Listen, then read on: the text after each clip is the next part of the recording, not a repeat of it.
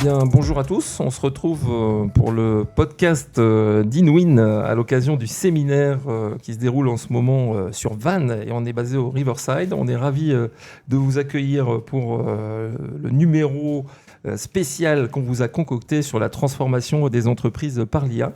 Et juste avant qu'on attaque, Ludo, je te laisse peut-être dire un mot de Inwin en introduction. Bien sûr, merci Gwen. Donc, moi déjà, je suis ravi en fait de vous accueillir ici dans cet endroit assez magique qu'est le Riverside. En plus, on a la chance aujourd'hui d'avoir un magnifique temps, un soleil d'aplomb, enfin de plomb, pardon. Vraiment, ça fait du bien. Donc, alors Inwin, oui, Inwin en fait, c'est un réseau de franchise digitale. Notre métier à nous, c'est de développer la croissance de nos clients à travers des actions digitales. Et pour ce faire, nous nous appuyons sur un réseau de partenaires qui sont experts dans leur domaine et qui nous aident à être véritablement compétitifs et compétents en fait, chez nos clients. Super, merci. Allez, on va passer au tour de table. Et donc, je vais passer la parole à Alexis pour commencer ce tour de table. Je te laisse te présenter. Merci beaucoup. Et pareil, déjà, enchanté d'être là, ravi d'être là parmi vous. Donc, vraiment très heureux de participer à ce séminaire Inwin. Et du coup, moi, c'est Alexis Lewal, et donc je suis directeur général et directeur commercial de Polaria Tech, qui est un éditeur logiciel qui permet de créer et de déployer des chatbots d'intelligence artificielle ou des assistants d'intelligence artificielle donc auprès des entreprises ou des organisations. Super, merci. On va passer la parole maintenant à Olivier. Qui es-tu, Olivier ? Donc Olivier Duport, agence Inwin Orléans. Donc agence depuis 6 ans maintenant et j'accompagne sur le terrain les entreprises dans leur développement grâce au réseau Inwin et donc désormais grâce à l'IA, c'est notre transformation qui est en cours et voilà, on souhaite l'IA va vraiment nous apporter beaucoup sur l'apport qu'on peut donner déjà aux entreprises, quoi. Ok, proche du terrain et de vos clients avec la transformation en marche. Ludo, dis-nous qui tu es au-delà nous avoir présenté Inwin. Alors Ludovic Hervaux, donc moi je suis avant tout en fait j'ai commencé par être dirigeant d'agence en fait. Je suis rentré également en 2019, un petit peu avant en fait Olivier. Donc j'ai créé mon agence ici à Vannes, donc Inwin Expert Digital Vannes ou Morbihan, voilà. Et j'ai eu l'opportunité de reprendre la tête de réseau avec Guy Clément, mon associé, donc au 1er juillet dernier. Et depuis le 1er juillet dernier, on est en mutation totale. Et c'est vrai que l'arrivée de l'IA a bien changé les paradigmes, j'adore ce terme, donc a bien changé la donne en fait, et il nous bouscule en fait. Il nous bouscule. Et voilà, c'est le thème, hein, les enjeux de l'IA au cœur des entreprises, qu'elles soient petites, moyennes ou grandes, je crois qu'elles soient digitales ou pas, ou industrielles, peu importe, mais les enjeux sont énormes. Et donc, on va attaquer par une première question très générale. Et je vais peut-être démarrer par toi, Alexis, mais donc tu as des solutions hein, dans ton entreprise dont tu as fait part tout de suite là, dans ta présentation, mais plus globalement, c'est quoi les enjeux d'utilisation de l'IA aujourd'hui dans les entreprises ? Je pense que les enjeux d'aujourd'hui, on nous pose souvent la question quels sont les cas d'usage appliqués de l'IA en entreprise et en industrialisation. Et je pense que beaucoup de personnes pensent encore qu'on n'a pas de cas d'usage concret, que ce n'est pas encore industriel, etc. Nous, on est là pour démontrer qu'on a des cas d'usage très concrets et qu'on peut industrialiser des déploiements de l'IA en fait, auprès des entreprises.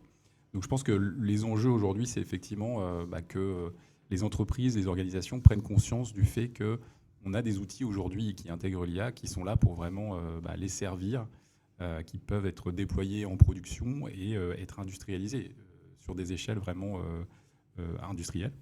Donc je pense que c'est l'enjeu actuel. Et puis après, c'est une question qui est effectivement très large. Donc je pourrais, on va développer ça. Voilà, tout au long. On va pouvoir développer encore par la suite. Alors, peut-être Olivier, toi, de ton côté, sur les enjeux de l'utilisation de tes clients, si tu parles de tes clients à toi, qu'est-ce que tu vois comme important chez les clients du Loiret pour l'IA ? Ce qu'on observe, c'est que l'IA, tout le monde, toutes les entreprises s'y intéressent, testent par eux-mêmes, mais souvent ne franchissent pas le pas, en fait. Par justement, parce que effectivement, c'est très facile d'utiliser l'IA.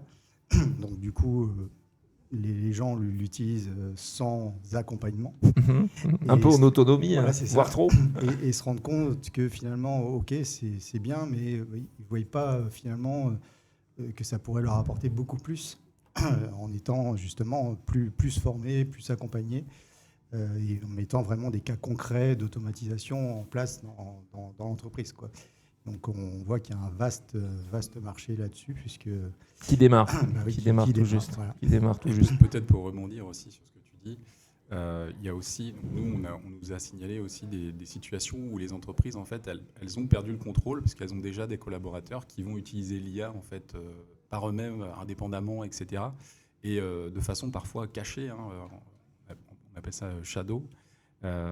Et donc, effectivement, il y a un enjeu aussi de reprendre un petit peu le contrôle pour certaines organisations sur un usage aujourd'hui qui part un petit peu dans tous les sens, parce que c'est le début, c'est les balbutiements encore, même si les enjeux sont déjà énormes. Donc, il y a cet enjeu de reprendre le contrôle aussi, je pense, concrètement pour certaines organisations par rapport à ce qui se passe. Comme dans d'autres exemples, les changements viennent par les changements qu'on vit au quotidien, nous, personnellement. C'est un exemple que je cite souvent sur Amazon. Amazon, on s'habitue à être livré, en commandant le soir, livré le lendemain. Et puis en B2B, on va devenir aussi comme ça. Comme on le vit à titre personnel. Et c'est un peu ça, ce que tu décris là, et pour fréquenter aussi pas mal d'entreprises, le nom de Shadow, que je retiendrai, en disant voilà, les gens qui vont, de manière cachée, vont se servir de l'IA, et pas forcément de manière encadrée, quoi. Alors il y a des entreprises en fait, qui en sont conscientes, effectivement, mais il y a aussi des entreprises qui n'en sont pas du tout conscientes. Et moi, ce qui m'a pas choqué, mais qui m'a vraiment interpellé, c'est que dans le cadre de soirées réseau qu'on fait, on a bien évidemment, ces sujets-là. On leur demande effectivement qui aujourd'hui a déjà utilisé de l'IA.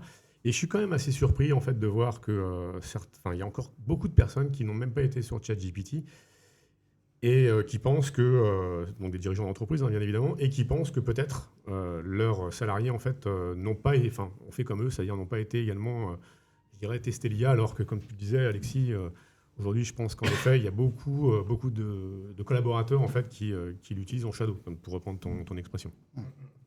Super. Donc, des enjeux qui sont énormes. Et dans les risques, on parle beaucoup de cybersécurité, c'est pas l'objet aujourd'hui, mais il y a quand même les risques de fuite d'informations peut-être par l'utilisation de manière personnelle de l'IA dans les entreprises. C'est bien cette notion de shadow que vous avez citée. Alors, deuxième question, comment ne pas justement, ça fait lien complètement avec la deuxième question, comment ne pas utiliser ces données en déposant de la data interne sur les outils universels. On parle ChatGPT qui est l'outil plus connu, on va dire, d'IA.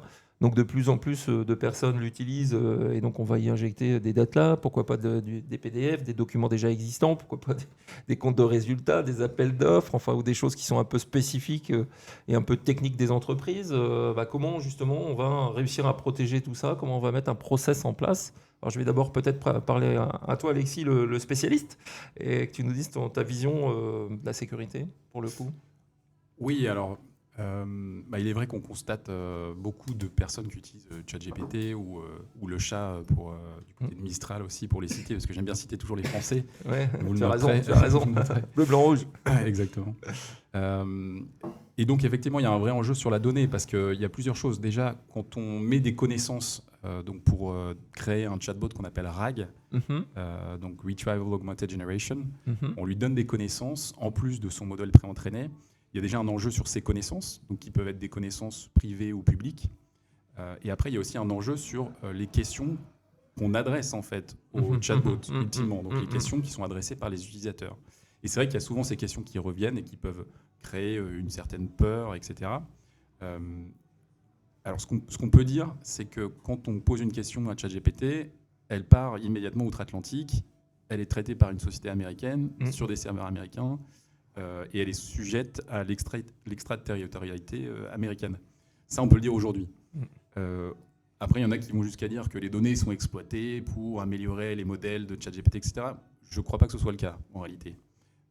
Et c'est d'ailleurs défini dans leur charte, peut-être, leur mention légale, etc. Mention légale. Donc, je ne pense pas que ça aille jusque-là, mais il est vrai pour autant qu'à partir du moment où on pose une question, on perd le contrôle en fait, sur l'information, sur la question, etc. À partir du moment où on upload des documents, on perd le contrôle sur cette donnée. Donc nous, on a identifié ce pain point, cette problématique, et on s'est dit comment on peut adresser une solution à ce problème. Et c'est pour ça qu'on est éditeur logiciel et qu'on édite un logiciel 100% souverain, qui permet aux entreprises et aux organisations de vraiment garder le contrôle sur leurs connaissances, faire en sorte qu'elles restent soit sur leurs serveurs, soit sur des serveurs auprès desquels ils ont les clés, ils gardent les clés en main, et de pouvoir pour autant exploiter ces connaissances à travers les capacités de l'IA générative conversationnelle. Donc je pense qu'il y a un véritable enjeu sur effectivement la donnée.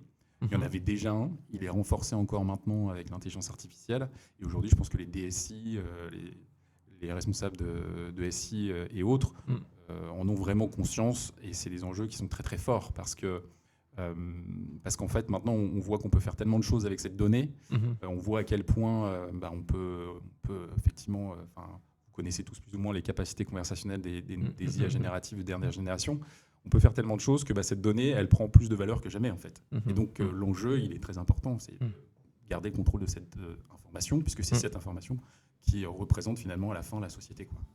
Si demain j'ai une PME devant moi qui fait un codir et qui enregistre son codir sur ChatGPT pour en faire une synthèse, t'en penses quoi ? J'en pense qu'ils perdent le contrôle sur cette information. Ok, c'est essentiel. Et que ça passe outre-Atlantique directement dans des câbles sous l'océan et qu'on ne sait pas trop où ça va.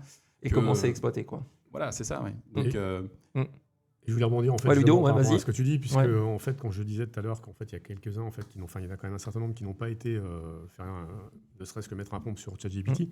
Après, nous qui visitons pas mal d'industriels, je pense que vraiment ça c'est un des freins en fait, je dirais, à l'utilisation de l'IA. Et c'est en ce sens où en fait avec Polaria en fait on a une opportunité en fait de pouvoir développer en fait l'IA en fait en France, quoi. Oui, l'IA, alors c'est l'objet de la question suivante sur tu l'as évoqué, l'IA souveraine. Moi j'avais entendu parler du second cerveau. Voilà, alors est-ce que vous pouvez tous m'en dire un peu plus? Qui démarre? Allez, vas-y. Ça a été pas mal. Vas-y Olivier.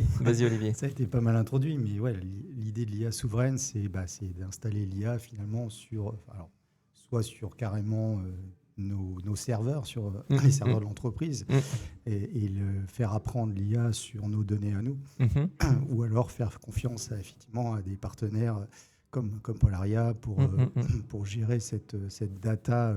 Ces data clients et s'assurer qu'effectivement elle reste bien chez nous, elle reste bien en France. Ok. Comment on la nourrit? Alors une question qui me vient comme ça. Comment on la nourrit la data interne? Parce que la data interne, il y a des tableaux Excel, il y a des supports digitaux, il y a des PDF, il y a des rapports. Alors comment tout ça rentre concrètement, sans trop rentrer dans la technique, mais comment ça rentre dans la bête? Justement, on fournit tous ces documents, tous ces documents à l'IA, ou après on rentre un peu plus dans la technique, mais pas trop, un système d'API pour se connecter aux données de manière sécurisée, quoi, en fait. Ok, donc l'API va faire l'interface entre le type de support et l'intégrer dans l'IA, en fait, quoi. Alexis va pouvoir le confirmer. Allez, Alexis, le spécialiste, vas-y. C'est exactement ça. En fait, on vient vraiment s'adapter à la typologie de l'information. Donc, si c'est un PowerPoint, si c'est un document Excel, si c'est une base de données existante, quelle qu'elle soit, en fait, on va vraiment s'adapter et venir se connecter plutôt à la base existante. Dans l'idéal, se connecter à travers une API. Et l'objectif étant d'éviter la double saisie pour l'organisation. Donc l'organisation, on ne va pas lui dire il va falloir que vous ressaisissiez les informations que vous saisissez peut-être déjà aujourd'hui dans une base, dans la base de connaissances du chatbot. Le but, c'est d'éviter cette situation, d'éviter la double saisie, et donc plutôt d'aller se connecter à ces bases de données existantes, en fait, pour maintenir à jour effectivement l'IA générative, l'agent génératif qu'on va venir déployer avec ces informations en restant connecté, quoi. Super. Donc, alors, ça répond presque à la question suivante, mais je veux bien que tu as parlé, Alexis, de stockage.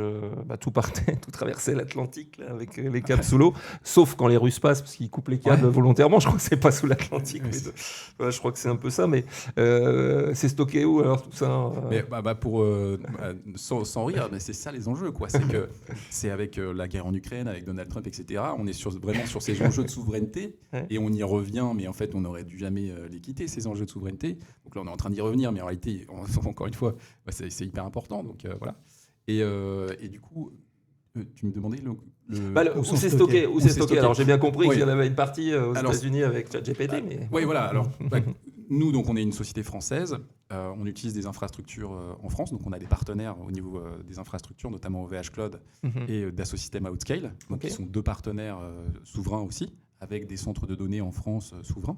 Donc on se base sur leurs infrastructures en fait, pour déployer nos produits. Après, on va utiliser des modèles donc d'intelligence artificielle, soit open source, soit open weight. On va déployer aussi nous-mêmes, donc on va pouvoir aussi garder le contrôle sur ces modèles, les configurer comme on le souhaite, les paramétrer comme on le souhaite, etc. Donc ça fait partie aussi de cette logique de souveraineté.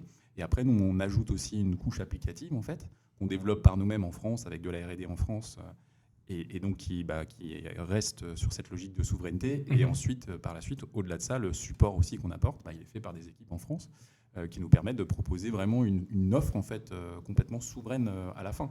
Et ce qui fait qu'on a le contrôle de l'information, mais pas seulement. On a aussi la capacité de savoir la configurer, faire des configurations spécifiques. Si on a envie de revoir certaines choses, ou de l'affiner, ou de modifier des paramètres, on est aussi en capacité de le faire. En fait. C'est ça aussi l'intérêt de contrôler toute la chaîne de valeur en fait, en déployant cette intelligence artificielle. C'est qu'on a cette capacité aussi de la paramétrer vraiment comme on veut en fait. Et ça, c'est aussi un énorme avantage parce que quand vous passez par l'API aujourd'hui de ChatGPT, vous pouvez quasiment rien paramétrer en fait. Vous n'avez pas la main sur les paramétrages et autres. Donc, Ok, super. Est-ce que vous avez autre chose à compléter sur cette partie? Moi, je vais pas continuer sur la partie technique, mais en fait, plus parler pourquoi en fait nous on a choisi de travailler avec Polaria. Alors déjà en fait, Alexis, on se connaît depuis 1 an. Enfin, on s'était jamais vu avant, mais on communiquait beaucoup. Je sais plus si c'était par téléphone ou par WhatsApp ou SMS. Enfin, bref. Et du coup, j'ai vu en fait ces publications en fait sur l'IA souveraine et ça m'a vraiment interpellé, notamment dans le contexte dans lequel nous sommes. Et sachant que de toute façon, chez InWin, en fait, on a toujours eu cette volonté, en fait, de, je dirais, à qualité égale, on va dire, de privilégier en fait des acteurs français. Et c'est un petit peu comme ça que j'ai pris contact avec lui. Et donc, il m'a présenté, en fait, je dirais, leur approche, les services qu'on pouvait, je dirais, proposer, donc d'une part à nos clients, parce que nous, bien évidemment, ça nous intéresse aussi de pouvoir accompagner nos clients avec des chatbots conversationnels, avec des agents IA. Et puis, du coup, de fil en aiguille, ça s'est fait naturellement. En fait, finalement, nous, on a adopté en fait l'IA Polaria. Déjà en interne, quoi. Déjà en interne alors, pour vous. Quand je dis on a adopté, c'est vraiment tout récent, parce que c'est ce matin 10h. Oui, donc, mais du coup, on en a discuté un petit peu auparavant. Et du coup, maintenant, tout reste à écrire, bien évidemment. Tout reste à construire, quoi. Tout reste à construire sur la suite. Mais on a une vraie ambition, en fait, je dirais, comme toujours avec InWin, d'aller apporter les meilleurs services en fait, à nos clients. En fait. Ok. Parfait. J'en viens à la question suivante et je démarrerai par toi, Olivier. Je croise pas mal de dirigeants de PME aussi et ils s'interrogent beaucoup sur tous ces sujets-là. Et donc, allez, je me mets dans la peau d'un dirigeant de PME. Comment j'intègre l'IA dans mon entreprise ? Pour nous, il y a 3 niveaux. Enfin, l'accompagnement chez InWin, voilà, il y a vraiment trois niveaux. Le premier niveau, c'est forcément de se former, puisque, comme je l'ai expliqué tout à l'heure, il y a beaucoup d'entreprises qui ont essayé l'IA par eux-mêmes, mais vraiment pour l'exploiter pleinement, faut être formé à comment sont structurés ces prompts, différentes méthodologies, méthodes étape par étape, itération, etc. Donc ça, c'est important. C'est vraiment le premier niveau qui est vraiment le socle obligatoire. Ouais, c'est ça. Ouais. Après, le deuxième, c'est vraiment, on rentre dans l'entreprise et là, on s'intéresse à un audit des processus. Et du coup, on va vraiment regarder processus par processus, là où l'IA peut nous faire gagner du temps. Okay. Et tout de suite, de mettre en place un premier coup de queen, si je puis dire, okay, pour vraiment montrer l'intérêt de l'IA dans l'entreprise. Et puis évidemment, le troisième grand niveau, c'est l'accompagnement au changement, c'est-à-dire faire monter en puissance les collaborateurs, que les collaborateurs finalement deviennent acteurs de ce changement et s'approprient l'IA, parce qu'évidemment, il y en a beaucoup qui ont peur de ce changement. Et donc là, du coup, on est sur de l'accompagnement un peu plus long. Et ça permet aussi, avec cet accompagnement un peu plus long, d'apporter de la veille, parce que ça va tellement vite que voilà. Ok, j'ai cru comprendre que InWin, alors c'est avec les franchisés, l'ensemble des InWinners, je ne sais pas s'il faut les appeler comme ça. C'est comme ça qu'on nous appelle. C'est comme ça qu'on vous appelle. Vous proposiez de la formation. Tu évoques la formation, donc je crois savoir que vous avez une école de formation. Tu peux en dire un mot ? Alors oui, je peux en dire un mot. Donc du coup, en fait, on a un organisme de formation qui est certifié Calliope, donc on est en capacité en fait d'accompagner nos clients dans leur montée en compétences, dans le maintien de leur employabilité en fait, notamment des organisations. Sur la partie IA, donc on démarre en fait sur des sujets, on a des formations basiques, entre guillemets, d'IA générative sur du prompt engineering. Et on va bien évidemment monter en compétences, je dirais bien évidemment, avec des acteurs comme Polaria. Alors là, en fait, aujourd'hui, on a déjà mis en place tout cela, mais on discute avec Polaria IA. Ouais. Exactement. Polaria IA, en fait, de voir comment ils peuvent nous accompagner en fait sur de la formation. Ok, super, donc des beaux projets et puis qui peuvent intéresser les auditeurs de ce podcast, j'imagine.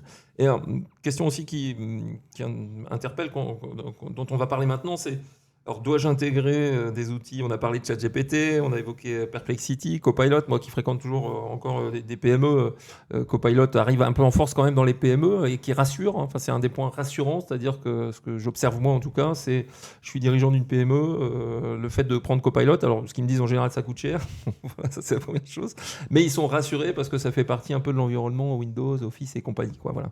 Alors c'est quoi votre avis? C'est quoi la bonne IA si je suis dirigeant d'une PME avant de passer à l'étape j'ai bien compris de construire mon IA souveraine avec tout ce que j'ai dans l'entreprise qui est l'idéal. Mais avant de passer à ça, quoi choisir? Du coup, en fait, j'ai demandé à Alexis de répondre parce que je pense que c'est lui qui est le plus à même de parler de Copilot. On me renvoie la patate chaude. Bah, bien sûr, ouais. tout à fait. Ah, il faut un coupable. Hein. Non, mais après, je te dirai ce qu'on en fera. Mais Non, mais moi, je pense que c'est important déjà de rester ouvert et de tester tous les outils qui arrivent sur le marché, quelle que soit leur nationalité, bien entendu. Pour rester ouvert justement, réussir à se faire des projections, à imaginer comment le futur va être avec les derniers outils qui apparaissent. Donc je pense que déjà dans un premier temps, c'est important de tester tous ces outils. Après, ça ne veut pas dire qu'il faut nécessairement les adopter, les mettre en production et les industrialiser. Au contraire, je pense qu'il faut bien réfléchir à ce qu'on fait. Sur Copilot, pour rebondir sur ce que tu disais, je te rejoins. Et c'est pour ça aussi que nous, on intègre notre technologie dans Microsoft Teams. Parce que Microsoft Teams est effectivement très fortement déployé dans les PME, dans les grandes entreprises et grandes organisations. Et c'est déjà une interface en fait, auprès d'un grand nombre de collaborateurs en fait, dans ces entreprises. Et effectivement, on n'a pas envie, les entreprises en premier lieu, mais nous non plus, de devoir déployer une autre interface parallèlement à l'interface de Teams qui est déjà utilisée. Donc ce qu'on fait, c'est plutôt qu'on s'intègre dans Microsoft Teams avec des capacités souveraines et des chatbots plutôt de type collaborateur que les utilisateurs de Microsoft Teams vont pouvoir retrouver en fait, dans Teams et vont pouvoir interroger et avoir aussi des conversations naturelles dans Teams pour répondre à leurs questions sur des enjeux métiers, par exemple, comme des enjeux RSE, des enjeux de support informatique, des enjeux RH et autres types d'enjeux en fonction des cas d'usage et des besoins. Donc, moi, c'est plutôt ça ma réponse. Et je pense que voilà, nous, on ne se considère pas aujourd'hui en concurrence. Je pense que plus ça va, moins on est dans un environnement de compétition et de concurrence, plus on est dans un environnement en réalité où il faut qu'on travaille tous main dans la main. Pour moi, la nature m'inspire beaucoup.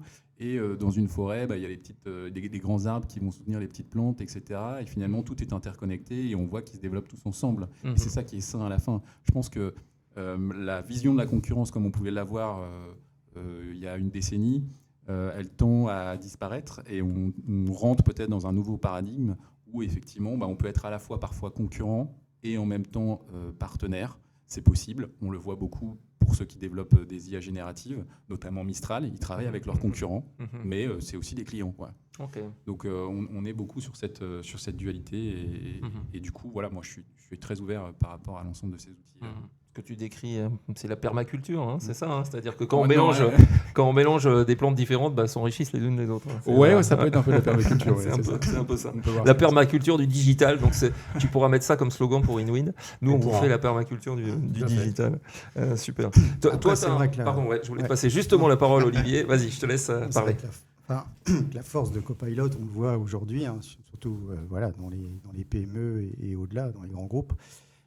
C'est ça, c'est le fait qu'elle est en capacité de se nourrir des données qu'il y a dans Teams, SharePoint, dans tout l'écosystème Office 365. Et donc du coup, il y a pas mal d'entreprises qui ont toute leur base de connaissances finalement dans ces outils-là.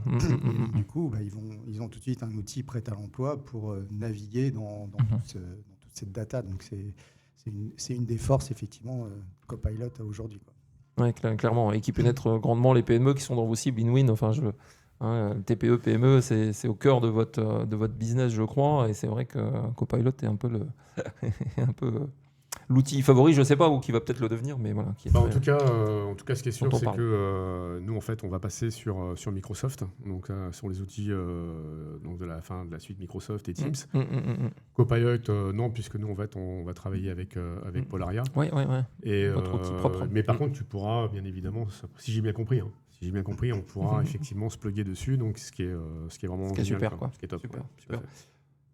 On n'est pas très loin de la fin, mais pareil, je parle peut-être avec une casquette de dirigeant d'entreprise comme certains que je croise, mais quelles utilisations concrètes, avec peut-être un exemple concret, peut-être chacun, peuvent accélérer, optimiser mon quotidien en entreprise aujourd'hui, si je suis dirigeant, manager en entreprise, manager commercial.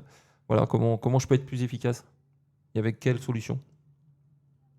Un exemple, allez, qui se lance sur un exemple? Je me lance. Allez, vas-y, Alex. Avec Polaria Assistant. Ouais. C'est un assistant je suis surpris. Je suis surpris un peu, mais c'est pour ça que j'ai pas voulu prendre la main. Je peux pas être très neutre par rapport à tout ça. Mais forcément, avec Polaria Assistant, effectivement, donc c'est un assistant IA qui est là pour assister les collaborateurs d'une organisation. On va pouvoir lui poser très concrètement des questions, lui demander des conseils stratégiques sur de l'aide à la décision ou de la reformulation de texte, d'analyser des informations, le questionner sur des enjeux RH, RSE, informatique, des enjeux spécifiques ou des verticales spécifiques. Et tout ça, ça accélère en fait le travail des collaborateurs en général, puisque au lieu d'appeler sa collègue qui va elle-même appeler un autre collègue pour obtenir l'information, etc. Et tous ces temps qu'on pouvait avoir, des temps perdus entre guillemets ou non productifs qu'on pouvait avoir jusqu'à présent, maintenant en fait ils n'ont plus vraiment lieu d'être, puisqu'on peut obtenir des réponses instantanées beaucoup plus facilement dans les organisations, à l'intérieur des organisations elles-mêmes, et aussi en avant-vente ou en après-vente, donc en support externe. Oui. Ok. Nous, en cas concret, en fait, nous sommes en train de déployer en fait, donc l'agent IA de Polaria. Et comme point de départ, en fait, on a entré, je dirais, nos bases de données, et notamment, en fait, je dirais, les éléments qui constituent notre méthodologie, qui est basée en fait sur un audit de croissance, donc qui permet de cartographier le parcours client. Et suite à cela, en fait, on peut se faire accompagner en fait par notre agent IA pour bien structurer en fait les réponses et puis pour bien accompagner nos clients. Donc ça, c'est un exemple. Après, ça peut être aussi, je dirais, donc on est en train de on va déployer également un chatbot conversationnel pour que les clients puissent en fait poser leurs questions, comme tu le disais, en fait, s'ils ont envie de poser une question à 2h du matin et qu'on ne sonne pas joignable, ils pourront le faire. Donc voilà, ça semble anodin, mais c'est comme ça. Et voilà, c'est ce genre de choses. Et d'un point de vue interne, c'est aussi de pouvoir partager nos bases de connaissances sur les solutions que nous proposons à nos clients pour aider nos franchisés, je dirais, à trouver les bonnes solutions en fonction des besoins de leurs clients.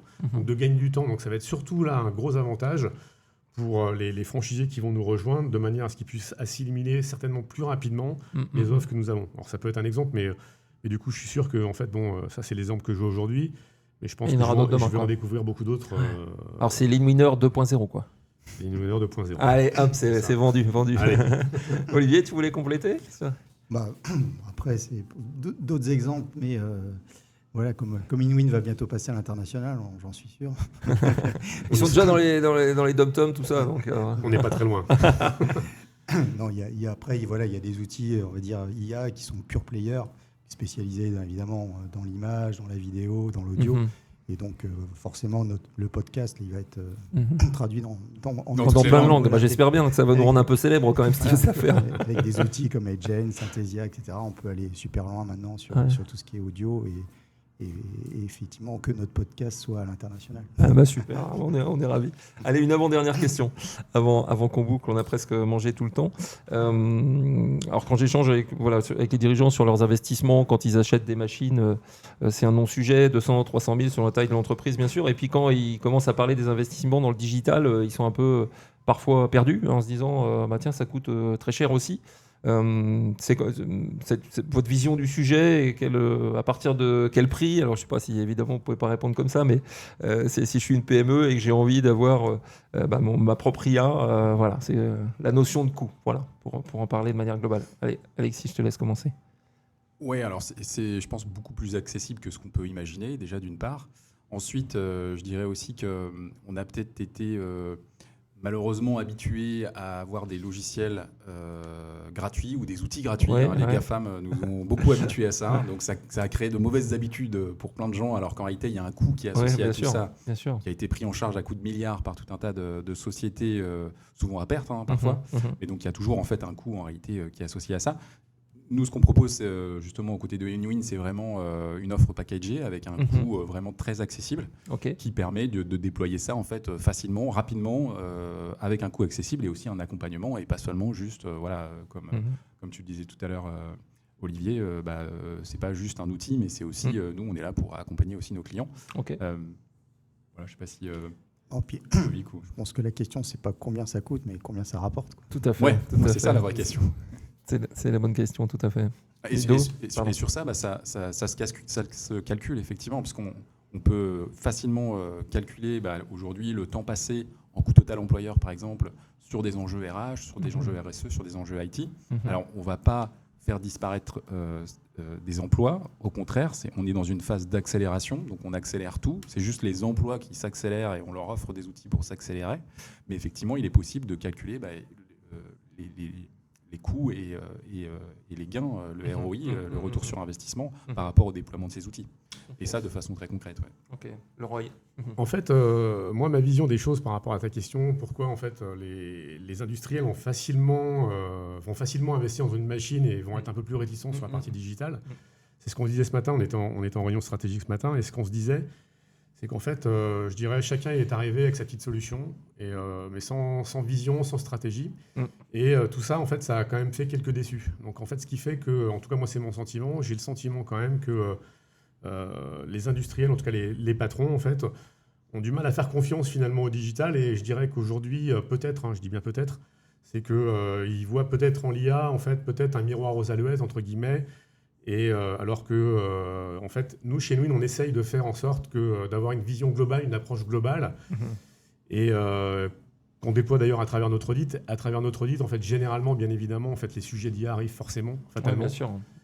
Mais je pense qu'en fait, si tu veux, parce que la question c'était ça, c'est est-ce que les coûts, c'est-à-dire à un moment de dire des investissements, on va dire de bâtiments, de machines sur une PME, quelle qu'elle soit, ils sont importants, alors qu'on est pas dans le service, mais voilà, quand on est dans la production industrielle, par exemple. Tout à fait. Voilà. Et du coup, je pense que voilà, et en fait, ils voient pas tout de suite le retour sur investissement, mais qui est lié, je pense, à 20 ans, on va dire, de vendeurs de solutions, on va dire.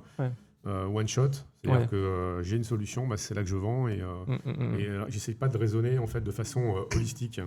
Globale, avec une démarche globale. Super. Merci. Alors, on a vu plein de choses pendant ce podcast et je vais vous poser la dernière question. On a parlé. Encore une dernière question. Je crois que c'était la dernière. C'était l'avant-dernière. J'ai dit l'avant-dernière. Et on a parlé. J'ai bien aimé aussi les 3 niveaux aussi de processus d'apprentissage, formation, audit que tu as évoqué, Olivier. J'ai évidemment apprécié aussi ce que tu as dit Alexis, de dire qu'il faut expérimenter, parce que avancer, c'est expérimenter aussi.